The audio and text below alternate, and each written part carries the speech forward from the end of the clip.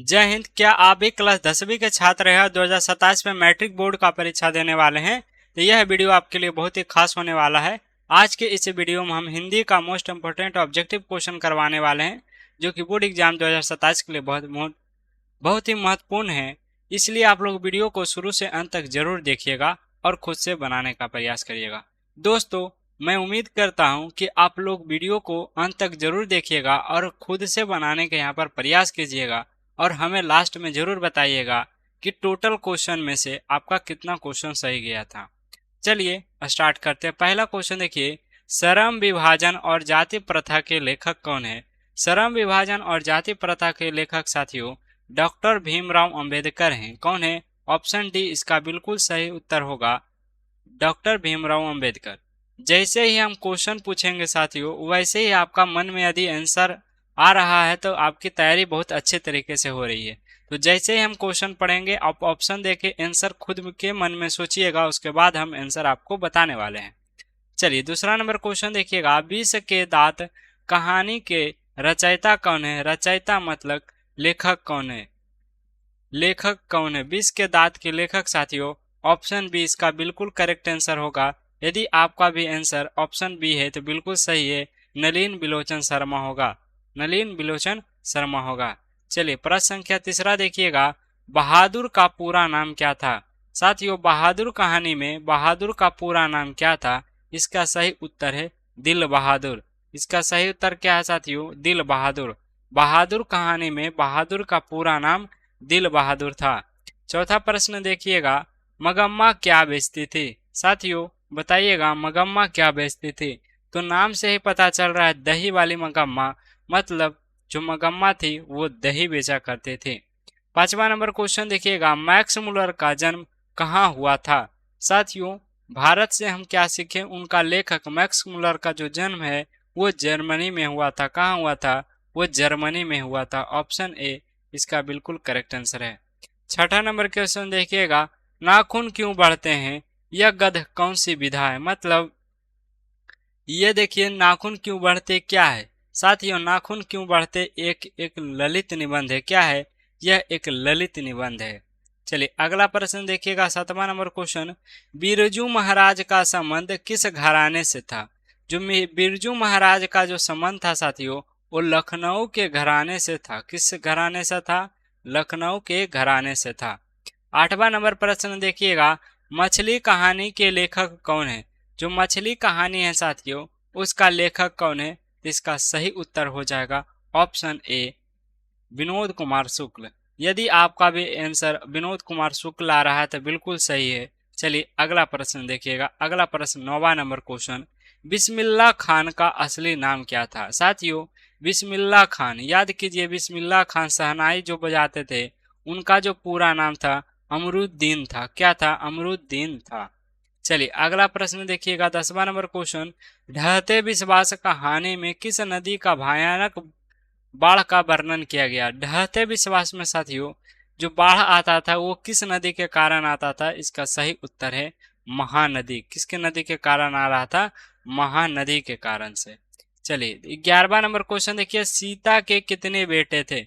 साथियों यह राम भगवान वाला सीता की बात नहीं हो रही है। धरती कब तक घूमेगी उसमें जो मुख्य पात्रा सीता है उसकी बात हो रही है।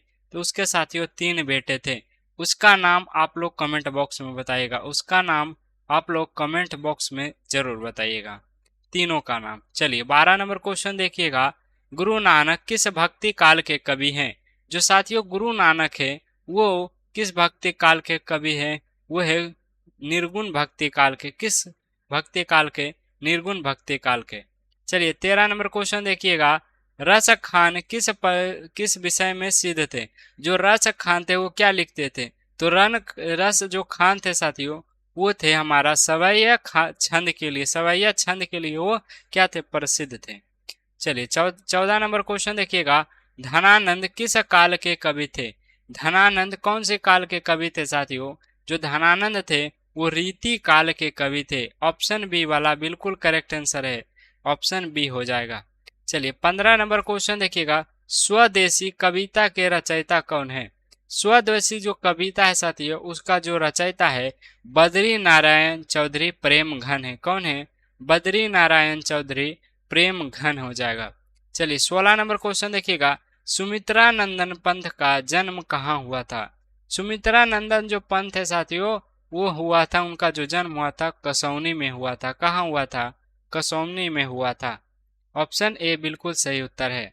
17 नंबर क्वेश्चन देखिएगा, रामधारी सिंह दिनकर जी को किस रचना पर ज्ञानपीठ पुरस्कार मिला था।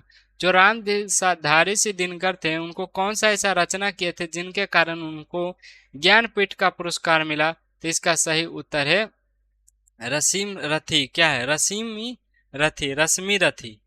चलिए अगला प्रश्न देखिएगा, प्रश्न संख्या 8वां, अज्ञेय जी का पूरा नाम क्या था। साथियों अज्ञेय जी का पूरा नाम सच्चिदानंद हीरानंद बातसायन अज्ञेय था। ऑप्शन ए वाला बिल्कुल करेक्ट हो जाएगा, सच्चिदानंद हीरानंद बातसायन हो जाएगा। चलिए 19 नंबर क्वेश्चन देखिएगा, हिरोशिमा कविता किस काव्य संग्रह से संकलित है। हिरोशिमा जो कविता है साथियों, वो किस काव्य ग्रह से संकलित यानी कि लिया गया है। तो इसका सही उत्तर ऑप्शन ए है, सदा नीरा। सदा नीरा से हिरोशिमा कविता को लिया गया है। 20वां नंबर क्वेश्चन देखिएगा, एक वृक्ष की हत्या कविता में कवि ने वृक्ष को किस रूप में प्रस्तुत किया है। एक वृक्ष की जो हत्या साथियों जगजीवन दास का जो था, जीवनंदन दास का जो कविता है एक वृक्ष की हत्या, उसमें वृक्ष के बारे में कवि ने कहा कि वृक्ष जो है एक बूढ़े चौकीदार की तरह हमारे घरों की रक्षा करता है। 11वां नंबर क्वेश्चन देखिएगा, कुंवर नारायण ने बूढ़ा चौकीदार किसे कहा था। सॉरी वो जो हम पीछे बोल दिए थे, जो हमारा था क्या था क्वेश्चन, ये था एक वृक्ष की हत्या कुंवर नारायण द्वारा लिखे गए थे, जगजीवन दास वाला नहीं, सॉरी। कुंवर नारायण ने बूढ़ा चौकीदार किसको कहा था? वृक्ष को कहा था। किसको कहा था साथियों? वृक्ष को कहा था। 22 नंबर क्वेश्चन देखिएगा, हमारी नींद कविता में किसका जीवन प्रक्रम पूरा हुआ था। हमारी नींद जो है कविता में किसका जीवन प्रक्रम पूरा हुआ था। तो ऑप्शन बी मक्खी का। किसका? पूरे मक्खी पर पूरा हुआ था। चलिए 23 नंबर क्वेश्चन देखिएगा, अक्षर ज्ञान कविता में पंक्ति से क्या उतारा जाता है। पंक्ति से क्या उत्तर जाता है। तो पंक्ति से उत्तर जाता साथियों ख। क्या हो जाता? ऑप्शन बी हो जाएगा। 24 नंबर क्वेश्चन देखिएगा, जीवनंदन दास किस भाषा के कवि थे। जो जगजीवन दास है साथियों, इनका जो जन्म हुआ था वो कलकत्ता में हुआ था, और कलकत्ता में बोली जाती है बंगला भाषा। क्या बोली जाती है? कलकत्ता में बंगला भाषा बोली जाती है।